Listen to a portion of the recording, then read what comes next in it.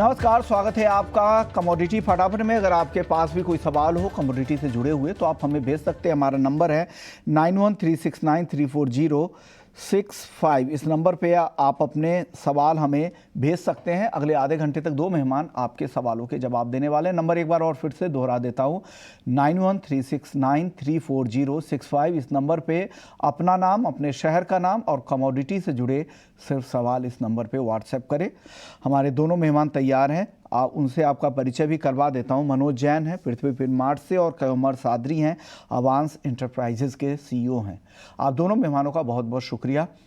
शुरुआत करते हैं गोल्ड और सिल्वर के साथ। गोल्ड पर सबसे पहले मनोज जी, गोल्ड के मुकाबले आज चांदी में ज़्यादा तेज़ी दिख रही है, क्या लग रहा है? किस तेज़ी पर आपको भरोसा ज़्यादा है? क्या सलाह दे रहे हैं? आगे की चाल कैसी रहने वाली है मनोज जी यहाँ से? उसके बाद बहुत सारे दर्शक हैं जो गोल्ड और सिल्वर पे लगातार सवाल भेज रहे हैं, उसमें से कुछ कॉमन सवाल को हम लेंगे। पहले आप अपना भी बता दीजिए गोल्ड सिल्वर पे।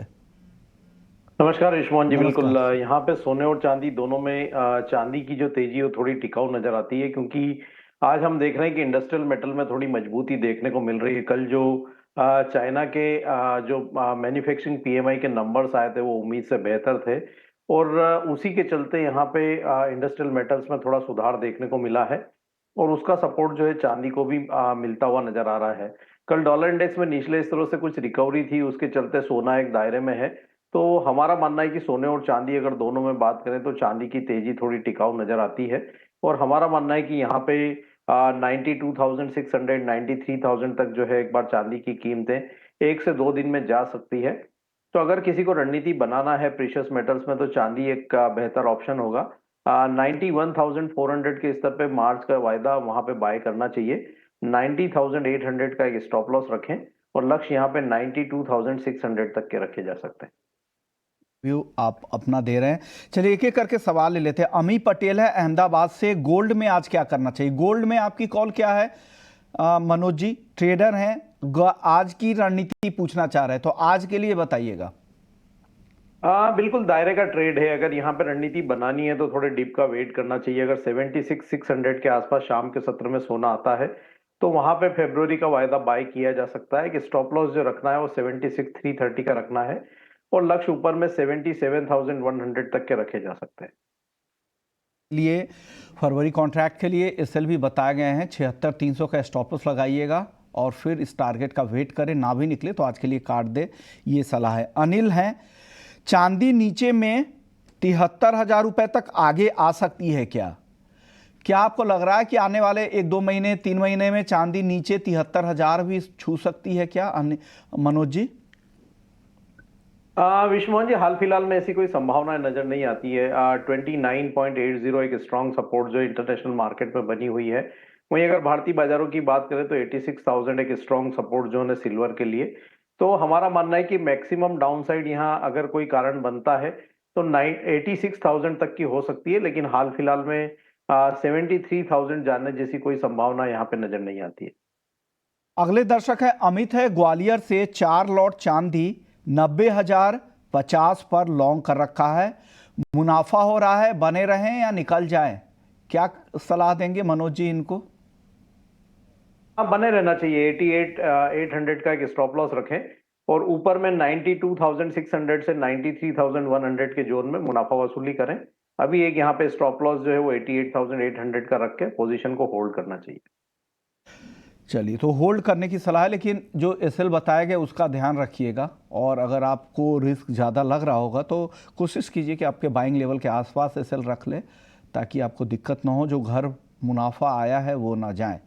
महावीर है बंगलुरु से, डॉलर के मुकाबले क्या रुपया 87 के लेवल तक भी जा सकता है क्या?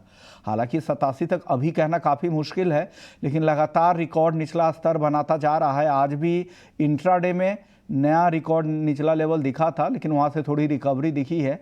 क्या लग रहा है सर, रुपए की चाल कैसी दिख रही है मनोज जी आपको यहाँ से डॉलर के मुकाबले? रुपये में कमजोरी जो है वो बरकरार रह सकती है, लेकिन अभी हाल फिलहाल में एकदम से 87 तक जाने के स्तर नजर नहीं आते हैं। अगर मैं ये वर्ष के आखिर तक अगर दिसंबर एंड की बात करूं तो एक बार 85 30 85 40 वहां तक रुपया जो है वीकन हो सकता है। वहीं अगर हम अगले 1 से 2 क्वार्टर की बात करें तो 86.50 तक जो है गिरावट जो है रुपये में देखने को मिल सकती है।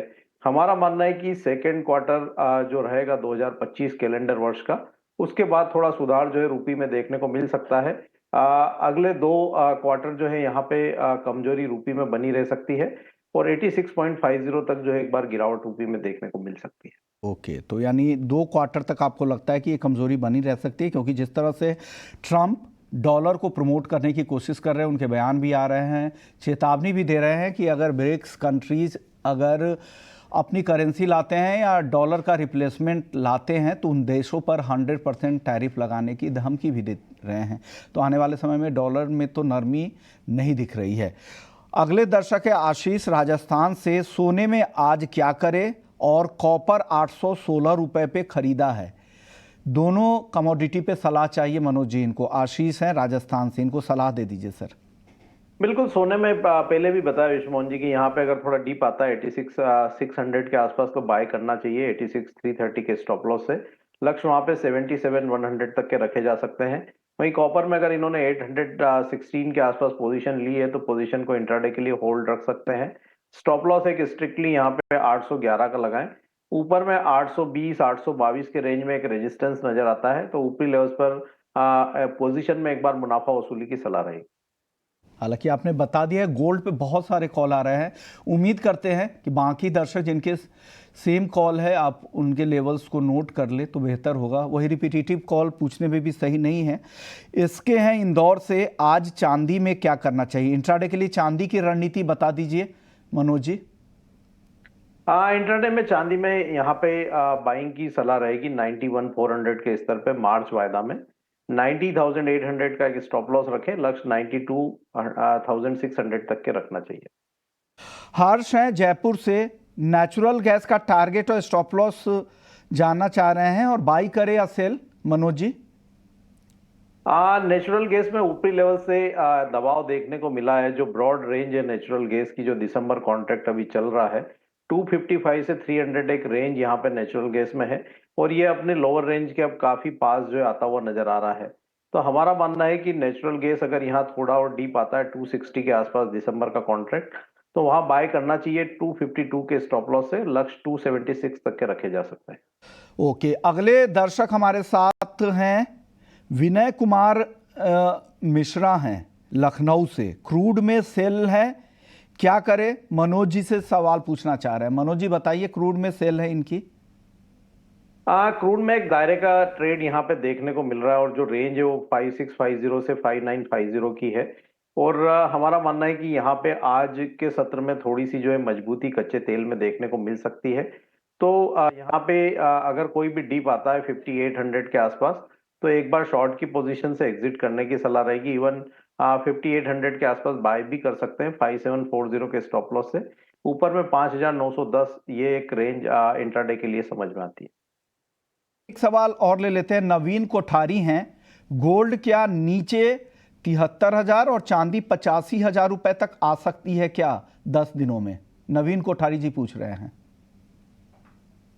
इतने शॉर्ट टर्म में इतनी बड़ी गिरावट की संभावना यहाँ पे नजर नहीं आती विश्वमोहन जी। यहाँ पे इस सप्ताह यूएस के जॉब के डेटा जरूर आना है और उस समय थोड़ी वॉलेटिलिटी बनी रह सकती है, लेकिन हाल फिलहाल में जो ग्लोबल फंडामेंटल शेपअप है उसको देखते हुए इतनी बड़ी गिरावट की संभावना नहीं है।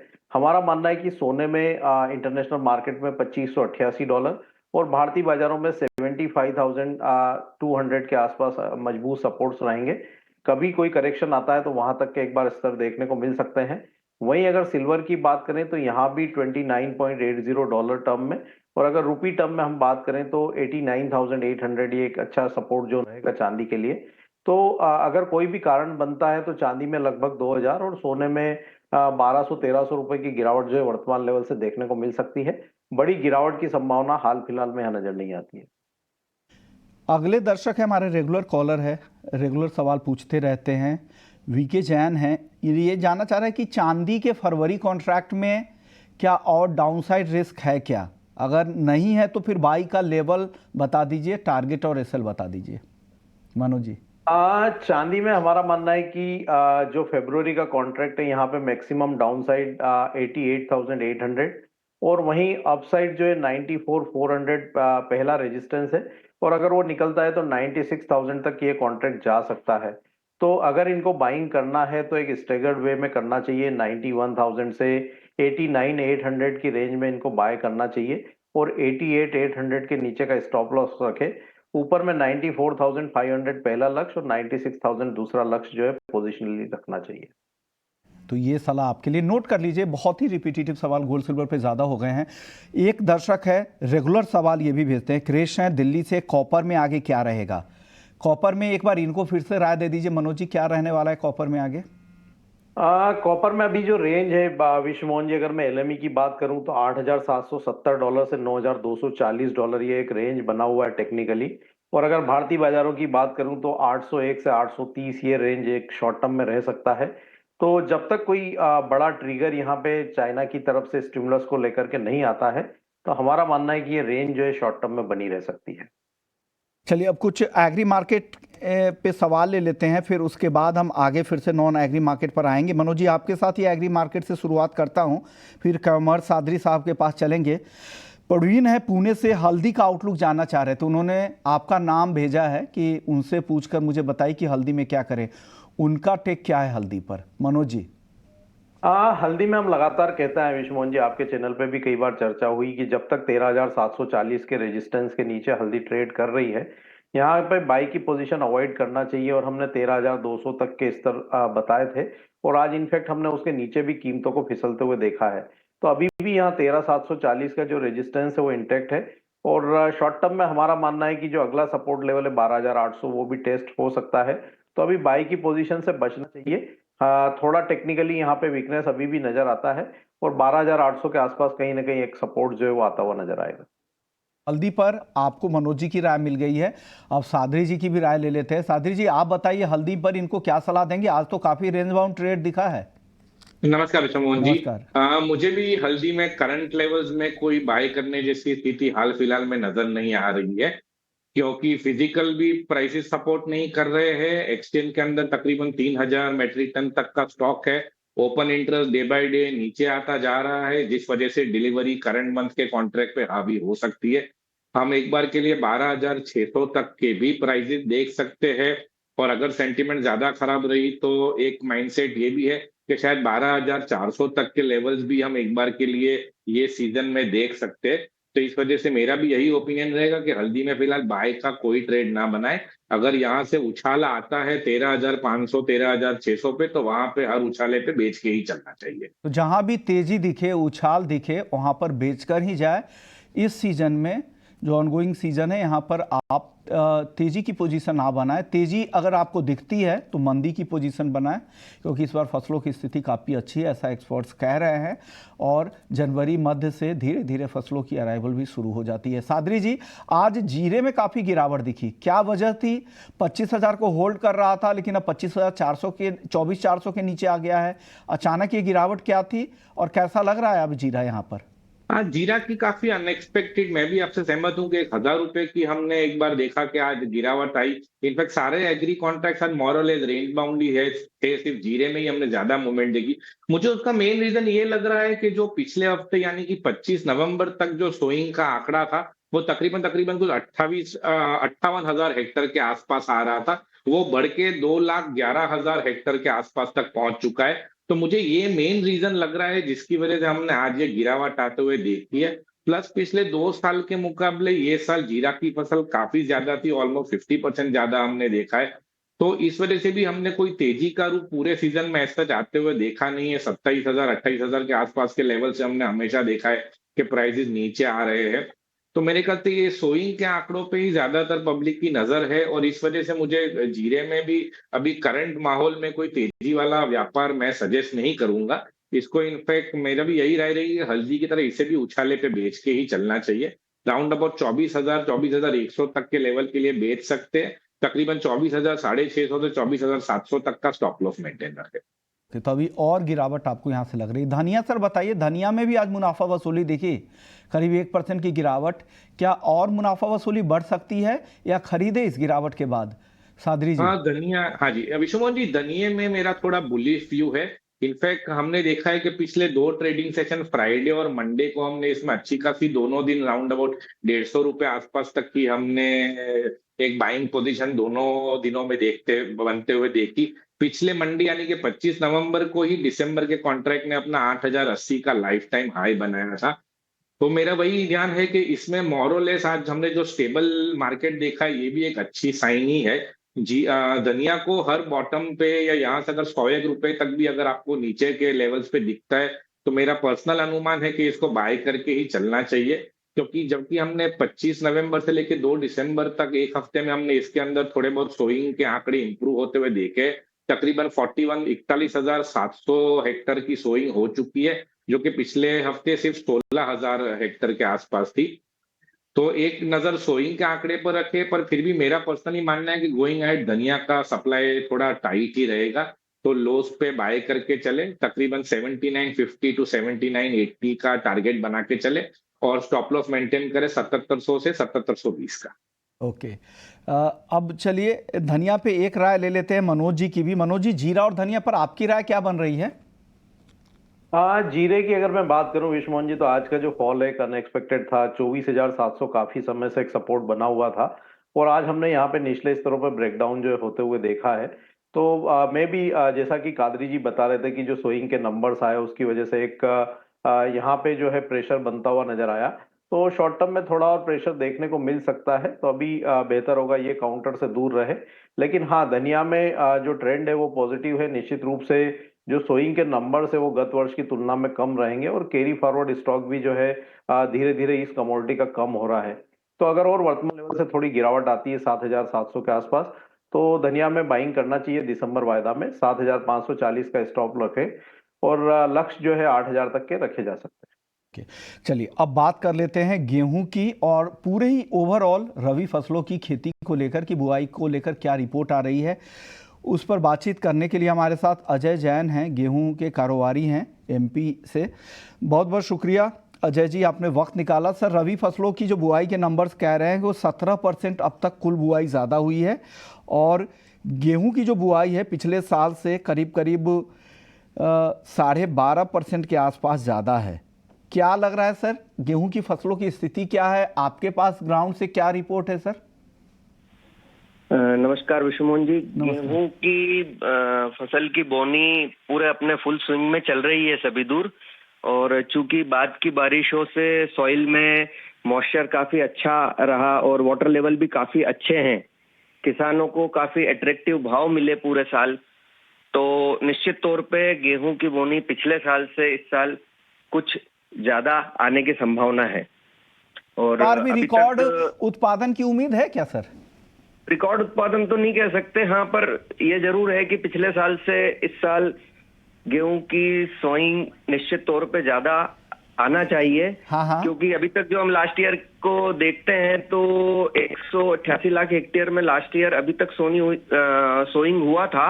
हाँ। जो अभी तक 200 लाख हेक्टेयर से ज्यादा में अभी तक बोनी हो चुकी है। ओके सर, तिलहन को क्या हो गया है सर? सरसों की बुआई इस बार पीछे दिख रही है, क्या वजह है? देखिए, सरसों के किसानों ने काफी नुकसान उठाया, उसका प्रोडक्शन भी काफी कम आया, क्वालिटी भी बराबर नहीं आई।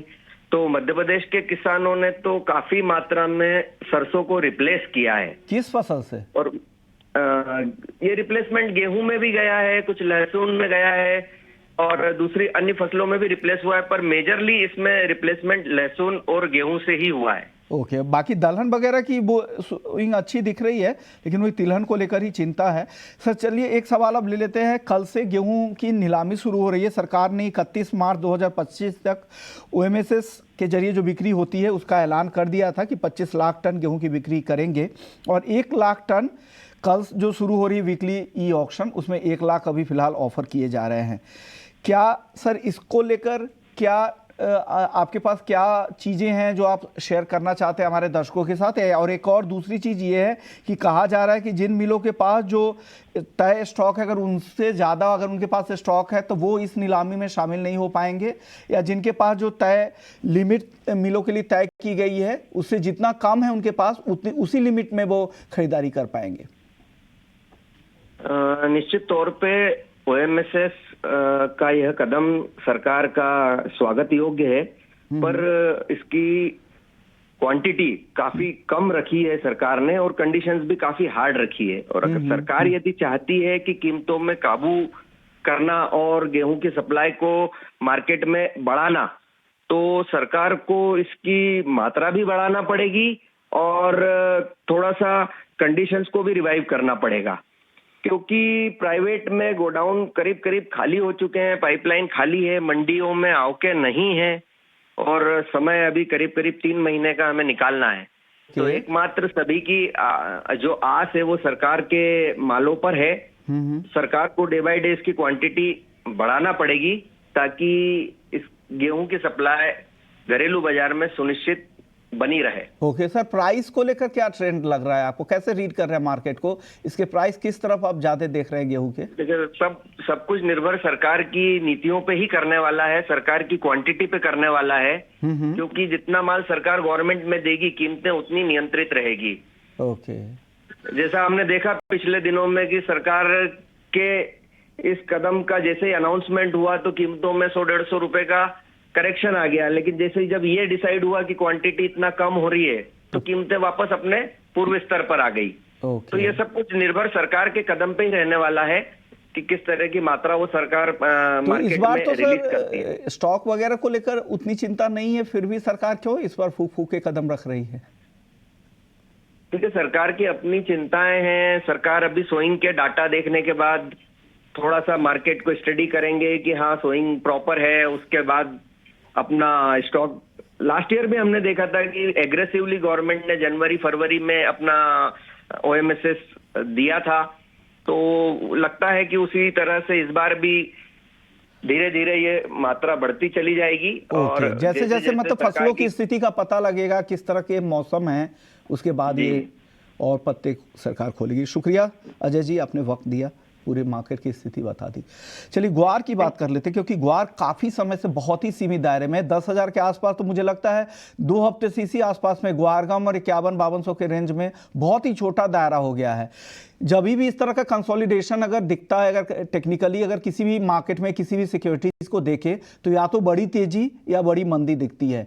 किस साइड अब आपको लग रहा है सादरी जी, ग्वार किस साइड जाएगा, किस साइड फटेगा? ये अनम्यूट कीजिएगा सादरी जी। नमस्कार चमोहन जी, मैं काफी दिनों से इस बात पे सहमत हूं कि जो ग्वार है वो काफी सीमित दायरा दिखा रहा है, लेकिन ये सीमित होने के साथ साथ अगर हम देखेंगे तो डेली तकरीबन 1% से 1.25%, 50-60 रुपए के आसपास धीरे धीरे काफी छोड़ रहा है डेली। तो मेरे हिसाब से वो इतना पॉजिटिव साइन नहीं है। और जो फिजिकल मार्केट में भी तकरीबन 40,000 के आसपास के रोज के अराइवल्स है, जो इतने एनकरेजिंग सामने बाइंग नहीं आ पा रही है। तो अनफॉर्चुनेटली मुझे करंट सिचुएशन में ग्वार में बाइंग नहीं नजर आ रही है विशमोहन जी, क्योंकि जब तक फिजिकल के अराइवल्स है उसमें कोई खास मोमेंटम चेंज होता हुआ नहीं दिखता in terms of physical buying, या फिर आवक कम नहीं होती, मुझे ये रुख इतना बदलता हुआ नहीं नजर आ रहा। तो मेरा तो पर्सनल यही अनुमान है कि करंट लेवल्स पे ग्वार सीट में बाइंग नहीं करनी चाहिए।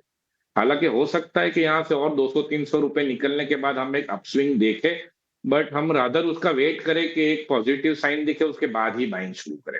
ओके, तो चलिए अच्छी बात है, लेकिन आपको लग रहा है यहाँ से थोड़ी नरमी भी दिख सकती है। शुक्रिया सादरी जी आपका, मनोज जी आपका, आप लोगों ने वक्त निकाला, हमारे दर्शकों को गाइड किया। तो चलिए कमोडिटी फटाफट को यही समेटेंगे, लेकिन बाकी खबरों के लिए आप बने रहिए हमारे साथ।